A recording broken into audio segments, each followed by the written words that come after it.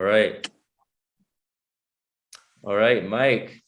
What's going on? Mike Karshner, thank you for Mick. Oh, Mick, right. You just told me that. That happens a lot. That happens a Trust lot. me, with my name, yeah, like my name's been it's like what? Especially here in Mexico. Thank you for thank you for this. Really appreciate you hopping on this interview. It's funny, like we've been following each other for a bit, always been showing love, and I don't know, like I always resonate with people with are like, addiction, anything that comes to that. And then after we just started chatting and you kind of told me a little bit more about you, he was like, oh my God, like I felt like I just had to get to know you and talk to you more. And then it's just your energy, your vibe. And I get it, why you're successful, because you resonate it. And so why I kind of brought you on here, I wanted to share with my audience and just anybody that sees this, like a bit about your story, about where you came from and how you got to where you've been, and also how you've been struggling with the addiction yourself.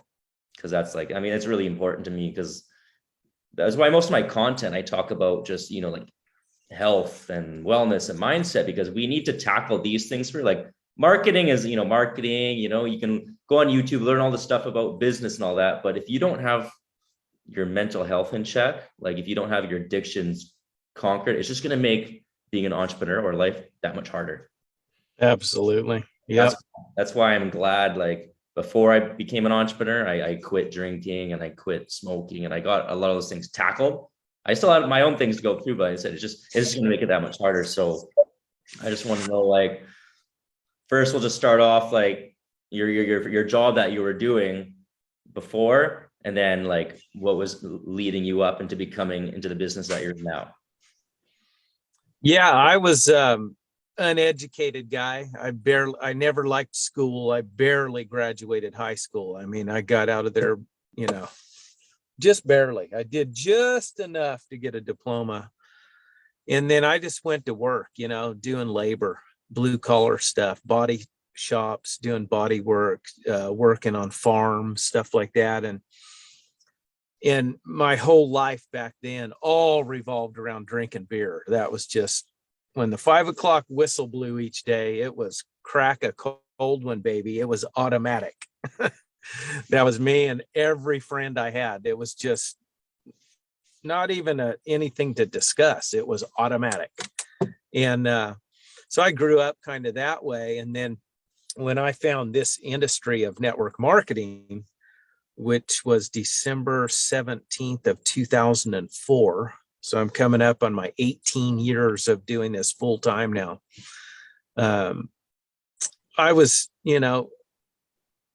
uneducated. I had no sales skills. I had no people skills. I had never heard of personal growth and development.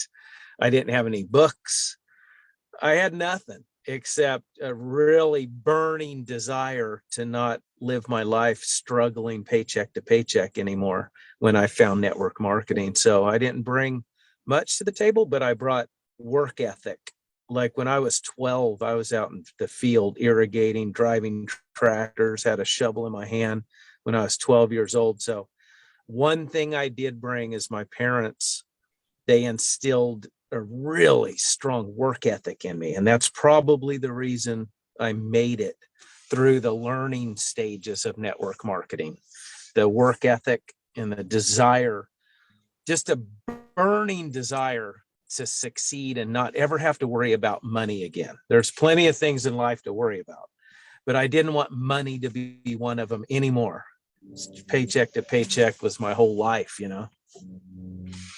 It's funny. I was literally like in my company, my business mentor Jordan. He the same thing. He grew up. I mean, we're actually from the same town, but like I grew up and like I moved later. But he grew up in a farm. His dad, master's in education as a principal, but owned a farm, and he made it the same thing. He's like, that's where I got my work ethic. They had me like same age, like shoveling the poop, going to the farm and doing all that. And then he went on to become an entrepreneur, but he's same thing. Like that work ethic came in. And I grew up on a farm too. They didn't make me work as much, but I got to see my dad do the graveyard, and yeah, like that farm life, when you live that, it's like, you learn that work ethic. Oh man. And I think today more than ever, kids need that today. So much of today, kids are just glued to a device, Yeah. living their life through a device. And so I'm all about getting kids to work, man. Teach them the value of having a good work ethic, because it'll take them far in life. Yeah, exactly. So what was the how did you get like how did the business find you? Or like what was like the point where, or like what was like the breaking point where like, oh, I wish there was something, or I wish there was like, it's like these thoughts start to come to you, where like, man, what I'm doing right now is not working. I wish there was something out there. And then what happened? Well, I'm a very spiritual guy, and I just, I know that God had a plan. And what happened was I had a back injury. I ruptured a disc in my back, L4, L5, ruptured it. And I was like down, like in a ball in the fetal position. And wife took me in, and they discovered what it was and said, hey, we got to do surgery right now, or you could risk paralyzation. And so I went in, I had the surgery. Thank God it worked perfectly.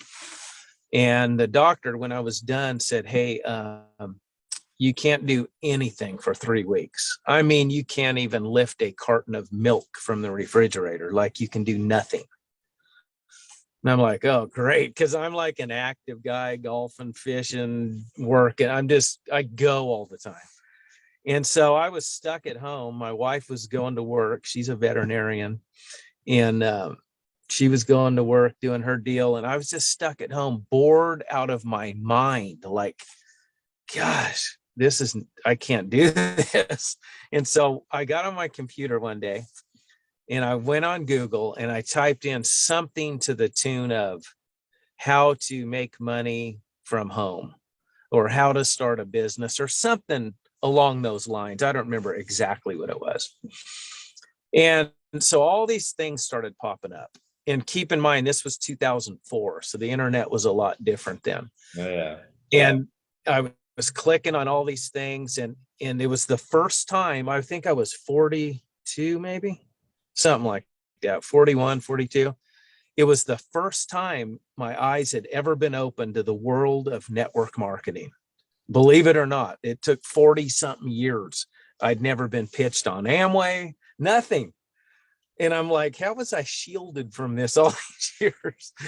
And so I Google it, and all these things popped up, and I started clicking on them, and I started reading through them. And a lot of them, just my common sense told me they seemed kind of like scammy, just kind of turned me off. And then I clicked on this one, and this bottle popped up, and it looked like a bottle of Cabernet. And back then, of course, I was chugging my Cabernets, or anything else for that matter.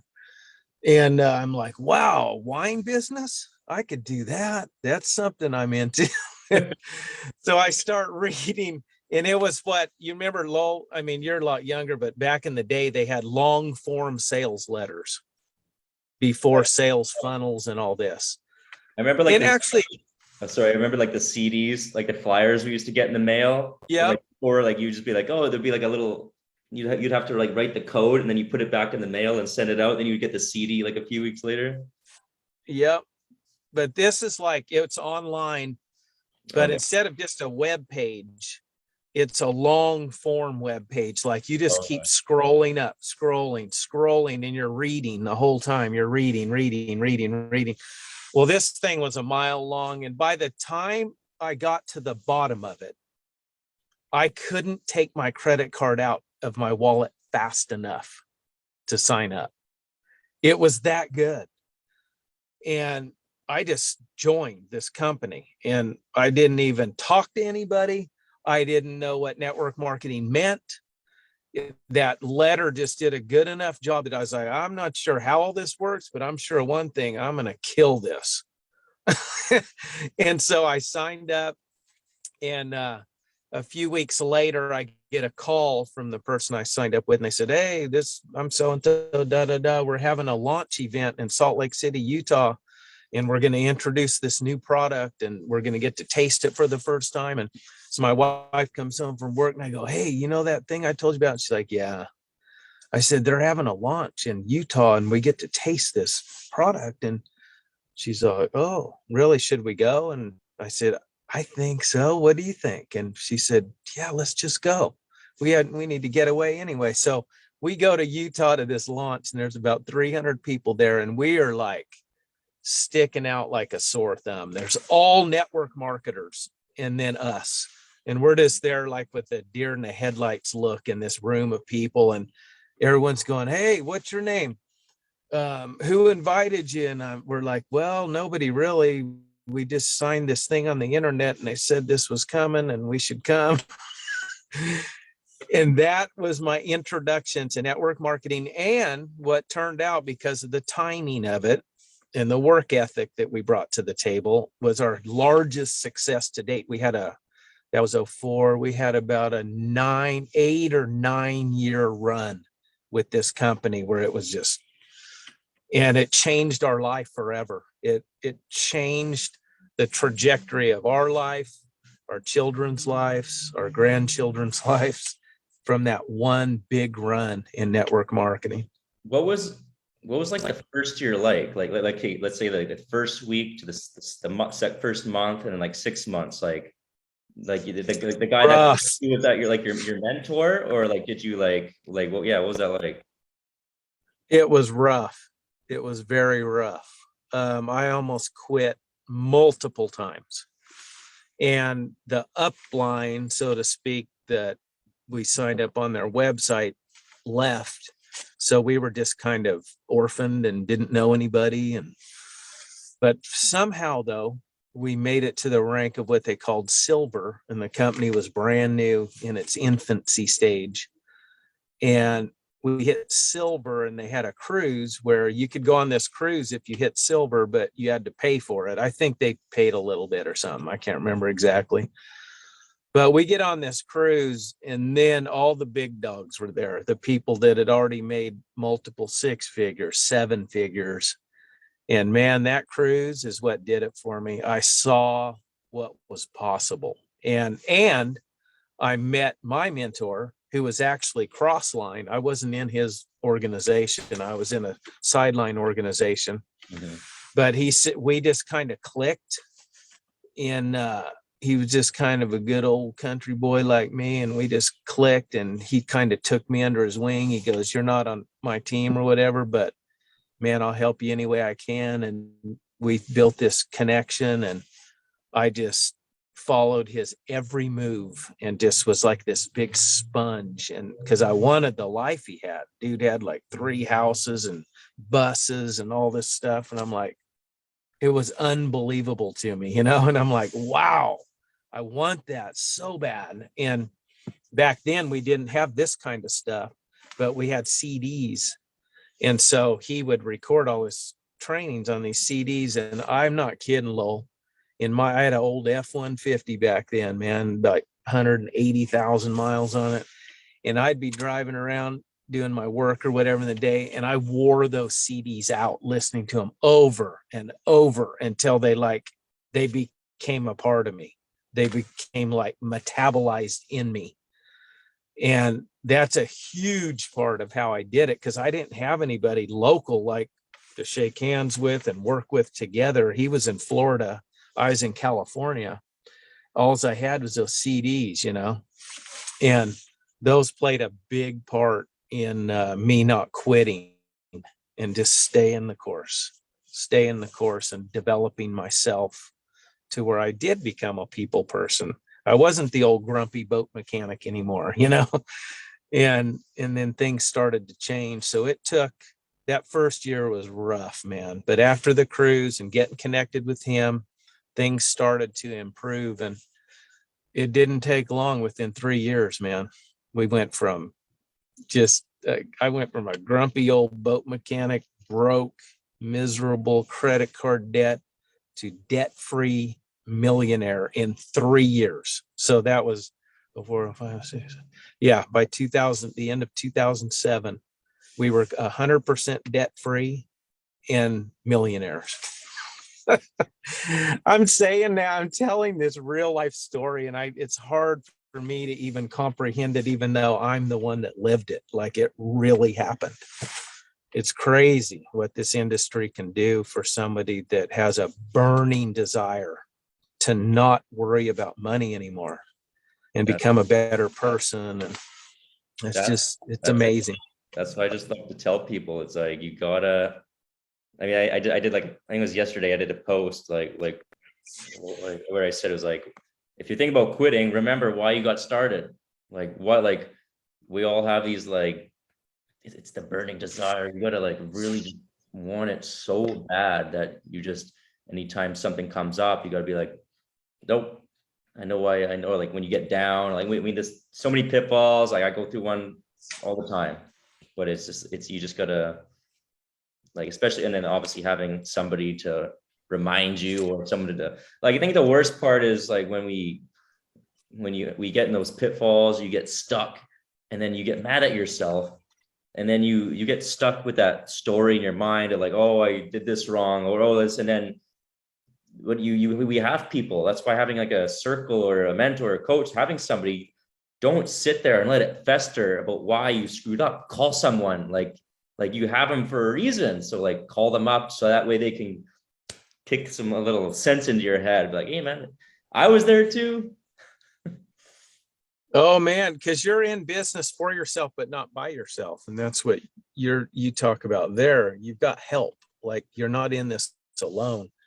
And it's interesting. I found the industry on the internet. I found my wife, Vicky, on the internet on match.com. So the internet's changed my life in two ways.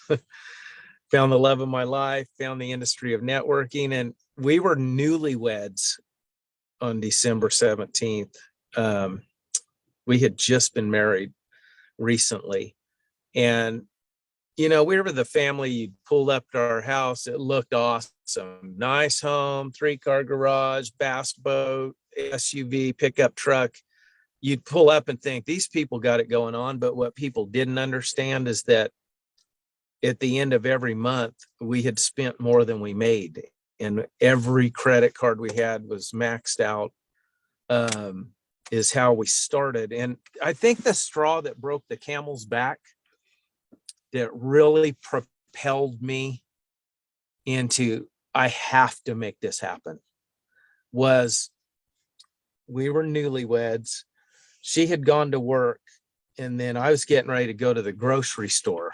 And she called me and she said, hey, I meant to tell you, don't go use the bank card until I get paid on Friday. There's $22 in our checking account.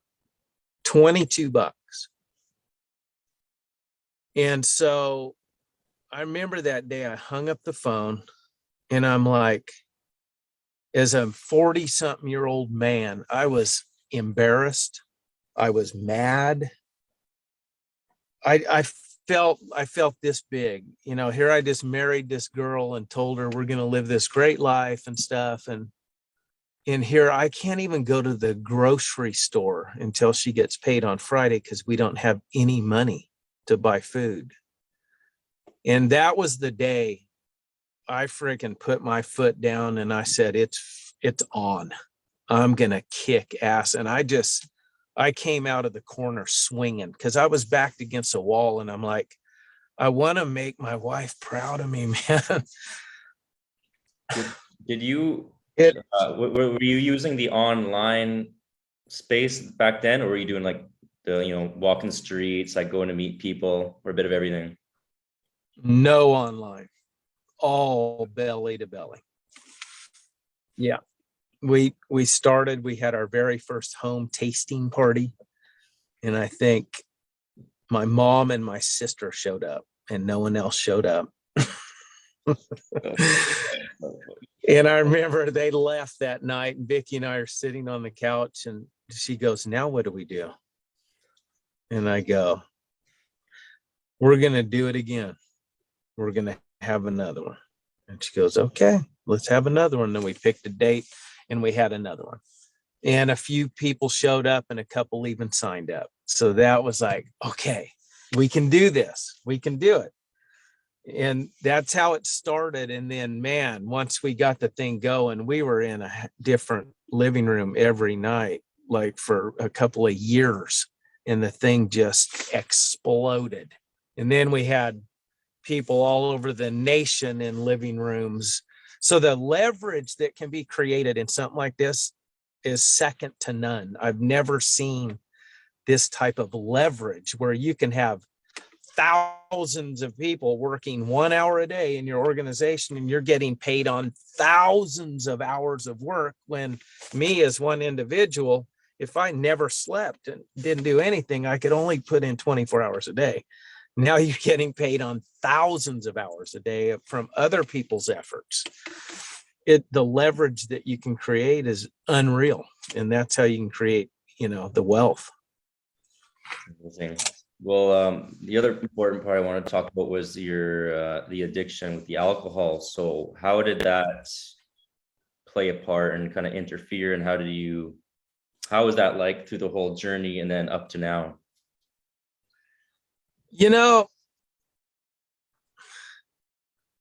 How do I want to say this? Alcohol was more like just a bad habit for me. Like it was just a habit. You're like functional? Like I said, yeah, like I was still showing up at everything, doing my thing, going black diamond, becoming a millionaire and drinking my beer and doing all my stuff and having a good time. But it was a habit, and I was never the guy like, hey man, Lowell, let's go down here and get a hamburger and have a beer. If I'm going to have one beer, I'm going to have three at least. Like, I mean, come on. People drink not because the taste, they drink to get a buzz. Yeah. If people drank for the taste, you'd see people sitting at the restaurant having, 10 glasses of orange juice. You don't do that unless there's vodka in it. You do it for the buzz. And so that's pretty amazing. Go from brand new with no skills to 3 years to create that kind of success and drinking. I'm thinking, gosh, what if I would have been clear-headed sober that whole time? I probably could have gone double black diamond. Because right now, I gave up alcohol July 1st of this year. We moved from Nicaragua to Meridian, Idaho, excuse me. And I just decided, you know what? I'm done with this habit. It's in the way. Like it's everything always, the lifestyle revolves around alcohol, and I'm just like, I'm just over it. I'm tired of it. And I'm just going to try dry July. I'm just going to kick this stuff to the curb. And the whole month of July, I'm not using any alcohol in my diet anymore. I'm just kicking that thing out. And then at the end of July, man, I felt so good. I'm like, wow, why in the heck would I want to drink something? So then August goes and I'm like, I feel even better. And I'm like business wise on one of the biggest comebacks of my career right now. I'm in huge momentum. Everything's exploding. And it's because I get up every morning at 4 a.m. I get more work done from 4 a.m. to 8 a.m. than most people do all day because I'm clear-headed, I'm focused, I'm in the zone, man. And so it was probably the best, aside from accepting Christ, marrying my wife, the third best decision I ever made in my life was giving up alcohol. Yeah, that's for sure. Yeah, so this is just like, I want this to be a like a bit of a wake-up call for people, but they don't know what they don't know. Like I remember I was chatting with, actually I was just at my church group on Sunday and we were talking about addiction, and like I remember when I used to be drinking, like when actually no, I was like 20, 21, 22, just blazing and drinking, and I used to sit to myself. It'd be like a Friday night, working all day. Sometimes I had 2 jobs, like, and I would get home and always had like, I had my budget for my rent, my food, and then my booze and my beer. And I only had just enough for that. Like, and then, like maybe like enough to get for cover to go to the club. But I used to think to myself, like, man, like I could never picture myself not drinking. Like, I'm like always working, having like just, I need that Friday, like Saturday off, or like drinking, like it's my day off. I deserve it. Like I've been working all day. So I always came up with an excuse why I needed it.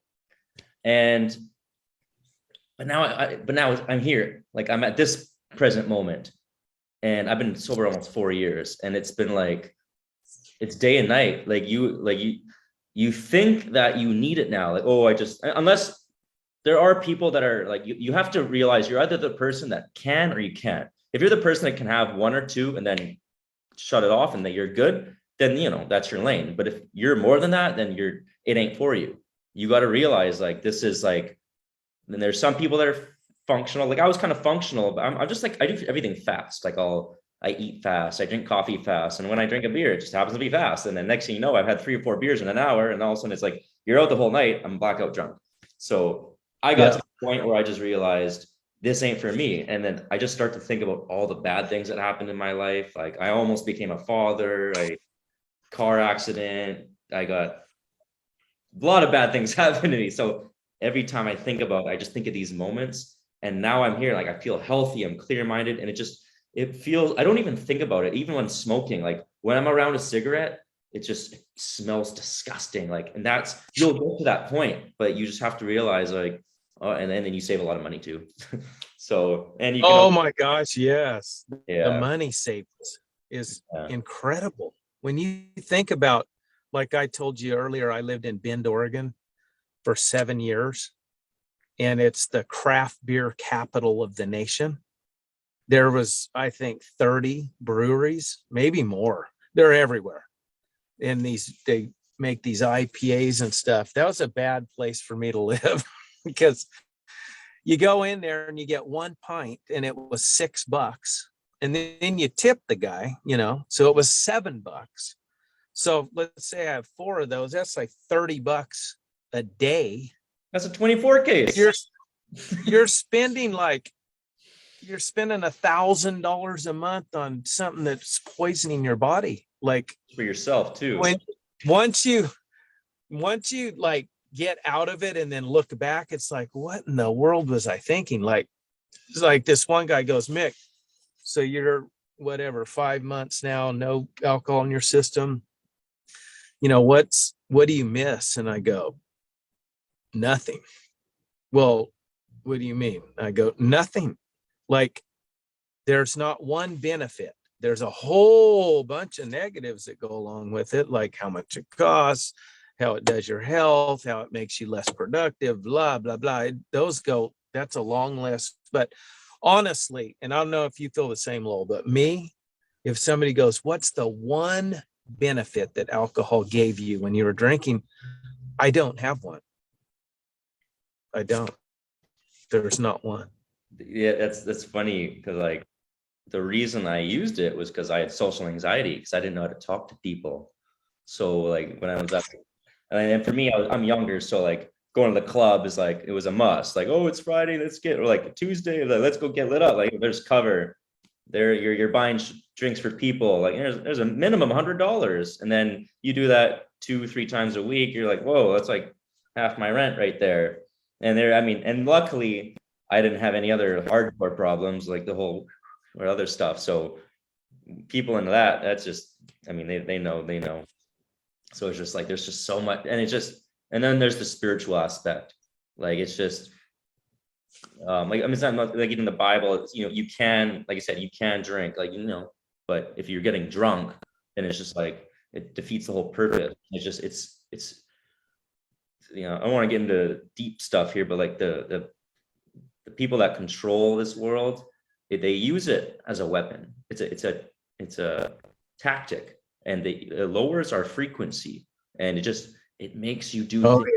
It makes us do things that we aren't supposed to do. And I think about all the bad things I've done. It make like my ego, like you're like when you, everybody knows, like if you've been to like a house party or bar sober, how do you feel around these people?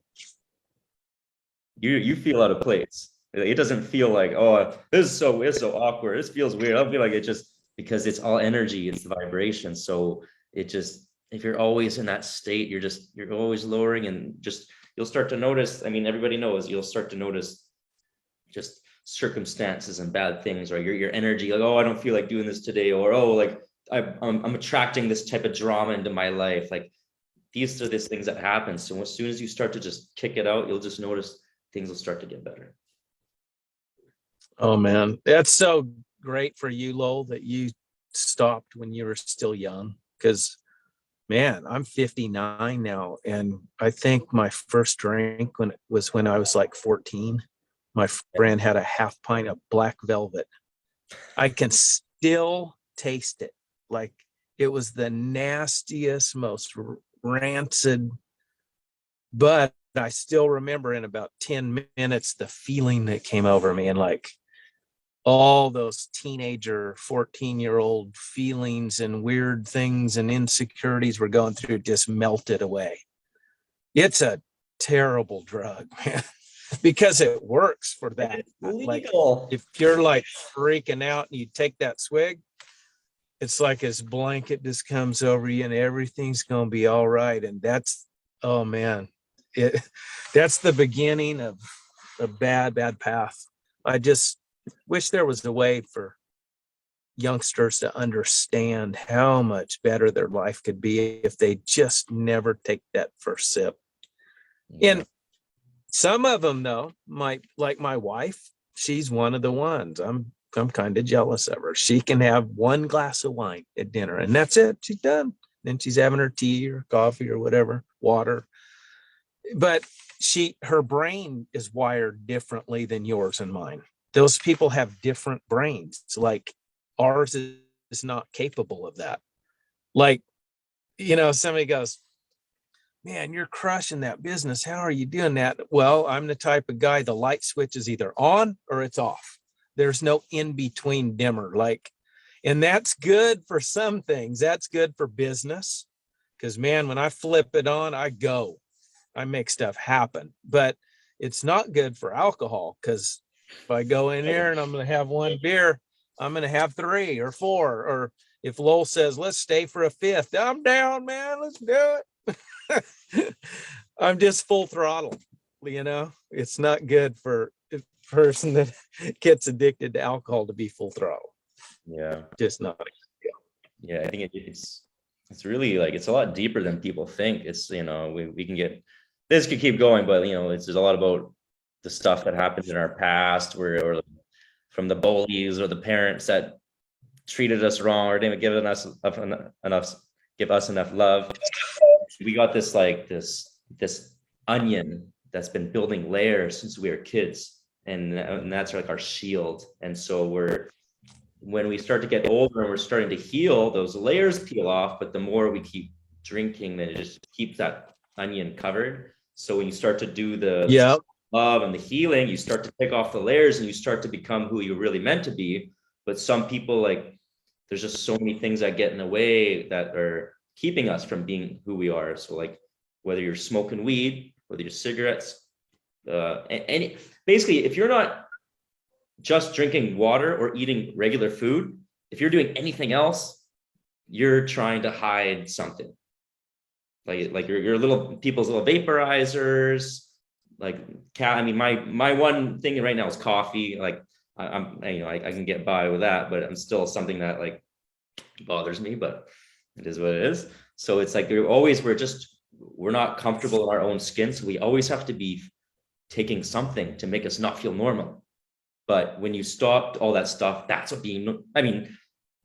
what is normal, but being ourselves, just being that regular, sober, and you're being in tune with that synchronicity of God and like the universe, and you can start to hear it. You can start to get the voices or the signals, and you'll start to attract everything that you really wanted in your life. And that's when everything starts to change. Like right now, you and we're just having this real, authentic conversation. Nothing's like masked. Nothing's numbed out. It's just for real. And, it's interesting from the time, like I was a little boy, like back then we had the television with 3 channels, and, you'd watch the John Wayne movie And John Wayne, big, tough, manly man, would come riding into camp on his horse, hop off the horse, the dust flying, and he'd walk over and get the whiskey bottle and have his shot of whiskey. And as a little boy, you're looking up to that, going, man, I can't wait till I'm grown up to do that like him. I want to be like John Wayne. So society glamorizes alcohol so much that it's programmed in here as a young child. And so automatically, when you start coming of age in the teen years, you just can't wait to try the alcohol. Dad does it, mom does it. I can't wait till I can do that and be like them. And it's just this vicious cycle, man. Yeah. And that's like, we're obviously, when we're growing up, that's like the most important part. Like our bodies are still growing, we're still developing, and it's just, we're downloading this poison and it's absorbing into our DNA. And then that's how it becomes part of our identity. And it's just so, it's sad, but it's also a great time right now because there's so much healing. There's so much people that are waking up, like with the internet, and like everybody's starting to realize, like, there's a lot of poison, and it's not just through here, but it's through here and through here. And yeah, I mean, this partially why I came down here is, I got no news. There's no toxicity people, like, 6 feet, and I got, like, healthy food and lots of sunlight. So that's what I'm about. So, I mean, and this is what I like about for me doing my content. I'm just trying to get people to be, wake up and be as healthy as possible. So that way they can thrive in their business and thrive in life and their relationships. Cause that's why we're here. We're here to help people, whether it's with money, whether it's the business or just anything. That's what being human is to help others and to help ourselves and to help others. And that's what's cool about doing something like this. If one person watches this and one of us says something that just clicks, and they go, you know what? I've lived my life the other way. I'm going to try it the way these two dudes are doing it now. The ripple effect from that one life, like into their immediate family, into their extended family, into their friends, into their community, is so huge. That one life, the ripple that it creates. It's not just the person. Like right now, I'm being a better dad. I'm being a better husband. I'm being a better leader. I'm better because I'm all here. I'm clear and focused and fully present for the people around. Love it, man. It's a good one here, Lowell. I'm glad you asked me to share a little bit, and proud of you. Thank you for being on the path, man, and continuing on it. And best decision I ever made, man. Yeah, good stuff. Well, okay, so I think we'll bring it to an end near, but there's there's a few things I gotta ask you. Like, what's one book that may help change your life, and what's one quote that one of your like mentors told you that you're like, hey, just said it to you, like, There's so many good books, but probably all right, top three had the most. Okay, the one that had the most impact was The Purpose-Driven Life. That one totally impacted my life in a positive way. And Think and Grow Rich, of course, that's like mandatory. And then How to Win Friends and Influence People. Those three, I've always got on the shelf, always got near me. And then I think as far as, from a business mind, the quote is success is the sum of small efforts repeated day in and day out. A lot of times people, especially in our industry, they see the success and they go, man, they just did it so fast and so easy. No, it wasn't. It wasn't fast. It wasn't easy. Even if a guy jumps in a company now and does it fast, it's because in the past, he went through all of the struggles and hit all of the brick walls. But instead of quitting, he either blew through the brick wall or went around it or jumped over it and kept on trucking. And that's the probably the leading cause of failure is the lack of consistency for a prolonged period of time. Like a lot of people can be consistent for a day, for a week, for a month, but the person that can find a way to be motivated enough to stay consistent for a prolonged period of time and do those daily little things consistently each day over a prolonged period of time, it adds up to success. It doesn't happen like that. When we plant the seed in the soil, you don't harvest it the same day. Mhm. It takes time. So patience and consistency are big deal. That's actually a question I want to ask is, within the Bible, God rested on the seventh day. So this is where I kind of get like, oh, like, well, I want to be consistent every single day, but I also don't want to burn out. So do you think it should be for people in the beginning, just go hard in the beginning, or do you still take at least one day of rest, or how do you do the balance? Okay. That's a great question. And my personal belief on that is I think it's okay, at least for me, to get out of balance for a season, just to like make something happen, like that right now I'm kind of in that season because we're 8 weeks into a brand new launch and I'm like, I'm going and I'm going hard and fast. But I still every Sunday I go to church, but then when I get home from church, we'll do something as a family and then I'm back to talking to people and, working the business right now. But once, I get it established and get the thing running where I want it to be running and develop leadership within the organization, I'll go back to the 6th day and the 7th day will be a day of rest. So that's kind of how I've done it over my whole career of 18 years is it depends on the season. If it's in launch time, I kind of work on that day a little bit. Okay. Awesome. Well, I think appreciate that. It was a great interview. And I've been, it's kind of something I've been like, oh man, I just after doing this makes me want to do more. And just like, I really want to showcase more people like my friends list and people that I know, like, yeah, this is dope. And then, I would love to maybe do this again and I'll probably come up with another topic, but, this was awesome. I really appreciate your time. Hey, it was a pleasure to be here, man. I appreciate you. God bless you, Lowell. You too, man. Well, we'll obviously stay in contact, keeping up to date with each other's content. But appreciate you, and we'll chat another time. All right, brother. All right, have a good day. Take it easy. See ya.